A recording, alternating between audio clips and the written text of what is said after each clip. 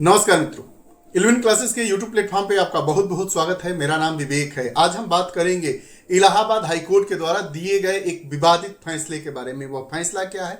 नाबालिग लड़की की मां मुकदमा दायर करती है। मुकदमे के जो होता है तो निचली जो जिला विशेष अदालत होती है, उसके बाद वह मुकदमा जाता है, याचिका जाती है इलाहाबाद हाई कोर्ट में, और इलाहाबाद हाई कोर्ट के द्वारा इस प्रकार का जो फैसला दिया जाता है उस पर तमाम तरह की बातें की जा रही है। बहरहाल 26 मार्च को यह जो इलाहाबाद हाई कोर्ट के द्वारा विवादित फैसला दिया गया है, उस पर सुप्रीम कोर्ट के डबल बेंच ने रोक लगा दिया है। उस पर भी हम बात करेंगे, लेकिन आज यह पूरा मामला चर्चा में है। इस मुद्दे पर बात करेंगे कि इलाहाबाद हाई कोर्ट के किस जज के द्वारा, किस न्यायाधीश के द्वारा इस प्रकार का विवादित फैसला दिया गया, वह फैसला क्या है और यह मामला क्या था, यह कब का मामला है, मामले की पृष्ठभूमि को भी हम जानेंगे। क्या यह मामला जो बीएनएसएस 2023 बनने के पहले का है या बाद का है? तो जो कानून और जो दंड का प्रावधान इसमें है, क्या उसमें भी लागू होगा या उस कानून के तहत, आईपीसी की धाराओं के तहत उन पर एक्ट किया जाएगा, मुकदमा चलाया जाएगा, दंड दिए जाएंगे, या बीएनएसएस जो भारतीय न्याय संहिता की धाराओं के अनुरूप यह मुकदमा चलाया जाएगा? वीडियो को स्टार्ट करेंगे, इसके टाइटल को समझेंगे, लेकिन उसके पहले अगर आप हमारे 11 क्लासेस चैनल को नहीं सब्सक्राइब किए हैं तो कृपया चैनल को सब्सक्राइब करिए, बेल आइकन का बटन दबाइए ताकि जो भी वीडियोस आए उसका नोटिफिकेशन आप तक पहुंचे और आप उसका लाभ उठा सकें। आइए वीडियो के टाइटल को समझेंगे, चर्चा के महत्वपूर्ण बिंदुओं को जानेंगे और आगे बात करेंगे। क्या है इलाहाबाद हाईकोर्ट का विवादित फैसला? इलाहाबाद हाईकोर्ट का क्या विवादित फैसला है, इसके बारे में आइए बात करें। चर्चा के बिंदु में खबर क्या है, चर्चा में क्यों है, मामले की पृष्ठभूमि को जानेंगे और इलाहाबाद हाईकोर्ट का फैसला जानेंगे। हम इलाहाबाद हाईकोर्ट के कुछ फैसले के कुछ बिंदुओं को जानते हैं। इसको खैर मामले की पृष्ठभूमि और इलाहाबाद का जो हाईकोर्ट का जो फैसला है उसको विस्तृत भी जानेंगे। बहरहाल यह फैसला यह है कि इलाहाबाद हाईकोर्ट का फैसला सवालों के घेरे में है और यह हुआ है कि जो पीड़िता है, नाबालिग लड़की है, उसके ब्रेस्ट को छूना और उसके पैजामे की नाड़ी को तोड़ना, खोलना बलात्कार या बलात्कार की कोशिश नहीं है। ये पूरा मामला है, इसकी हर जगह निंदा हो रही है। इस फैसले को विवादित फैसला माना जा रहा है।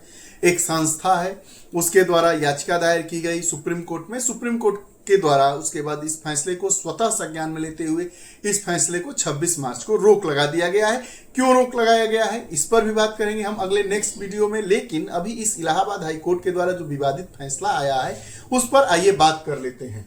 तो खबर क्या है, चर्चा में क्यों है? चर्चा में इसलिए है कि इलाहाबाद उच्च न्यायालय के एक जस्टिस है राम मनोहर नारायण मिश्र। राम मनोहर नारायण मिश्र की पीठ ने ये फैसला उत्तर प्रदेश के कासगंज जिले के पटियाली थाना क्षेत्र से जुड़े एक मामले में दिया है। उत्तर प्रदेश का जो कासगंज जिला है, एटा जिले की एक तहसील थी कासगंज, जिसको अलग करके कासगंज जनपद बना दिया गया।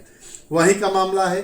क्या मामला है, आइए मामले को जानते हैं। उत्तर प्रदेश के कासगंज जिले की है घटना, उत्तर प्रदेश के कासगंज जनपद की है घटना। 10 नवंबर 2021 की शाम की है। माँ और बेटी कहीं अपने रिश्तेदारी से अपने घर जा रहे थे। शाम को रास्ते में उन्हीं के गांव के 3 लड़के मोटरसाइकिल से मिलते हैं और कहते हैं कि हम आपकी लड़की को घर पहुंचा देंगे, घर छोड़ देंगे। माँ राजी हो जाती है, लड़की उनके साथ जाती है। बीच में पुलिया आता है, पुलिया के नीचे लड़की को ले जाते हैं। आइए बात ही कर लेते हैं। नाबालिग लड़की की मां ने आरोप लगाया था कि जब वो अपनी 14 वर्षीय बेटी के साथ घर वापस जा रही थी, तब अभियुक्त जिन पर मुकदमा हुआ है, अभियुक्त हैं पवन, आकाश और अशोक, मोटरसाइकिल पर उन्हें रास्ते में मिलते हैं। नाबालिग की मां का कहना था कि पवन ने उनकी बेटी को घर छोड़ने का भरोसा दिलाया। घर छोड़ने का भरोसा दिलाते हैं। रास्ते में मोटरसाइकिल रोककर तीनों ने लड़की के साथ बदतमीजी की। प्राइवेट पार्ट्स को छुआ, पुलिया के नीचे ले जाते हैं, प्राइवेट पार्ट्स को छूते हैं, पुल के नीचे घसीटते हैं और उनका लड़की का जो पैजामा है उसका नाड़ा तोड़ने का प्रयास करते हैं। ट्रैक्टर से कुछ लोग जा रहे होते हैं, लड़की चिल्ला रही होती है। रोने की आवाज सुनकर उस ट्रैक्टर से जा रहे लोग इसमें बीच बचाव करते हैं और वही दोनों लोग आगे चलकर इस मामले के गवाह बनते हैं। मामला कासगंज की विशेष अदालत में पहुंचता है। लड़की की मां यह आरोप लगाती है कि ये अभियुक्त थे, इन्होंने ये काम किया। कासगंज की विशेष अदालत में पहुंचता है। उसके बाद क्या होता है, अदालत में जाता है। उसके बाद जो 3 बच्चे थे मोटरसाइकिल से, जो 3 लड़के जा रहे थे जिन्होंने इस कुकृत्य को, इस प्रकार के अपराध को इल्जाम दिया है, पवन और आकाश पर इंडियन पेनल कोड भारतीय दंड संहिता की धारा 376 मतलब बलात्कार, पॉक्सो एक्ट की धारा 18 अपराध करने का प्रयास, और जो एक तीसरा था अशोक के खिलाफ धारा 504 और 506 लगाया जाता है। अभियुक्तों की ओर से इस फैसले के खिलाफ यह धारा लगेगी, इसके खिलाफ हाई कोर्ट में चुनौती दी जाती है। अब जब हाई कोर्ट में चुनौती दी जाती है तब हाई कोर्ट का फैसला आता है, इलाहाबाद हाई कोर्ट का। इलाहाबाद हाई कोर्ट की एक बेंच है, बेंच मतलब कौन से न्यायाधीश देख रहे हैं, जस्टिस राम मनोहर नारायण मिश्रा की पीठ होती है। राम मनोहर नारायण मिश्रा की पीठ ने अभियुक्तों के खिलाफ लगाए गए आरोपों और मामले के तथ्यों के आधार पर यह सिद्ध करना कि बलात्कार का प्रयास हुआ है संभव नहीं। नारायण मिश्रा की पीठ यह कहती है कि जो तथ्य प्रस्तुत किए गए हैं उस तथ्य के आधार पर यह सिद्ध नहीं हो पा रहा है कि इन्होंने बलात्कार का प्रयास किया था। इसके लिए अभियोजन पक्ष को यह साबित करना जरूरी है कि अभियुक्तों का कृत्य अपराध करने की तैयारी के लिए था। तैयारी के लिए था मतलब वह जो काम कर रहे थे वह अपराध पूर्व की तैयारी थी। यह अभियोजन पक्ष को सिद्ध करना होगा, यह मिश्रा जी की पीठ ने कहा। अब हाई कोर्ट ने निचली अदालत को यह निर्देश दिया कि अभियुक्तों के खिलाफ आईपीसी की धारा 354 आईपीसी की धारा 354 मतलब कपड़े उतारने के इरादे से हमला या आपराधिक बल का प्रयोग, और पॉक्सो एक्ट की धारा 9 और 10 गंभीर यौन हमला के तहत मुकदमा चलाया जा सकता है। हाई कोर्ट ने यह नहीं कहा कि इन्होंने जो कुकृत्य किया है वह मतलब पूरा निर्दोष इन लोगों को ठहरा दिया जाए, इन जो पवन, आकाश और अशोक हैं। नहीं, हाई कोर्ट ने कहा, मिश्रा जी की पीठ ने यह कहा कि जो यह धारा लगाई गई है 376 आईपीसी की धारा, पॉक्सो की धारा 18 और जो धारा 504 और 506 है यह नहीं लगाई जा सकती है, क्योंकि यह धारा लगाने के पीछे का जो तर्क देना चाहिए, जो सिद्ध करनी चाहिए बातें, वो कहीं ना कहीं से सिद्ध नहीं हो पा रही है।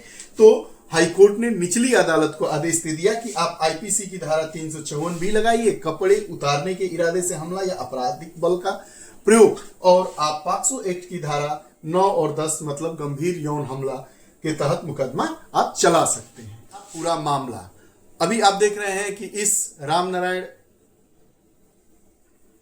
ये रहा मामला। अभी आप देख रहे हैं कि इलाहाबाद हाई कोर्ट की जो बेंच है, जिसके जस्टिस हैं राम मनोहर नारायण मिश्रा के द्वारा जो फैसला दिया गया है, विवादित फैसला कि जो नाबालिग लड़की है उसके ब्रेस्ट को छूना, उसके पैजामे के नाड़े को तोड़ना बलात्कार या बलात्कार किया जाएगा, उस श्रेणी में नहीं आ रहा है। इस विवादित फैसले पर बवाल हो रहा है। हमने इस पूरे मामले को जाना। मामला कासगंज जनपद का है, वर्ष 2021 का है। माँ और उनकी 14 वर्ष की बेटी अपने किसी रिश्तेदार के यहाँ से घर जा रही थी। शाम का समय था।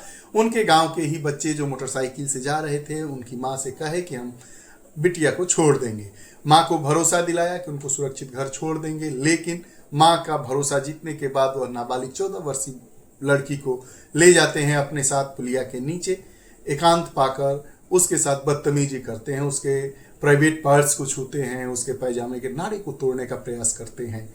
लेकिन उस रास्ते से ट्रैक्टर से कुछ लोग जा रहे थे। लड़की की चीख की आवाज़ सुनकर वो उतरते हैं, तब तक वो तीनों लड़के फरार हो जाते हैं। लड़की की माँ ने इन तीनों के खिलाफ, इन तीनों अभियुक्तों के खिलाफ कासगंज में मुकदमा दायर करती है। कासगंज की जो विशेष अदालत होती है वह फैसला सुनाती है। उस फैसले के खिलाफ यह जो तीनों अभियुक्त हैं वो इलाहाबाद हाई कोर्ट की तरफ अपना रुख करते हैं, और इलाहाबाद हाई कोर्ट का यह फैसला आता है कि लड़की का ब्रेस्ट छूना और उसके पैजामे की नाड़ी का नाड़ा तोड़ना यह बलात्कार करने की श्रेणी में नहीं आता है, बलात्कार की कोशिश या बलात्कार करने की श्रेणी में नहीं आता है। इसके लिए यह पूरा आपको अभियोजन पक्ष को यह साबित करना पड़ेगा कि यह कैसे हो सकता है। इसके पक्ष में और आपको सबूत पेश करने होंगे। बहरहाल हाईकोर्ट की एकल खंडपीठ ने यह कहा है कि इन धाराओं के तहत इन पर निचली अदालत मुकदमा चला सकती है। ये रहा पूरा मामला। आपको ये हमारा वीडियो सेशन कैसा लगा कमेंट बॉक्स में जरूर बताइएगा। ऐसे ही हम वीडियोस के साथ उपस्थित होते रहते हैं। बहुत बहुत धन्यवाद। नमस्कार। जय हिंद।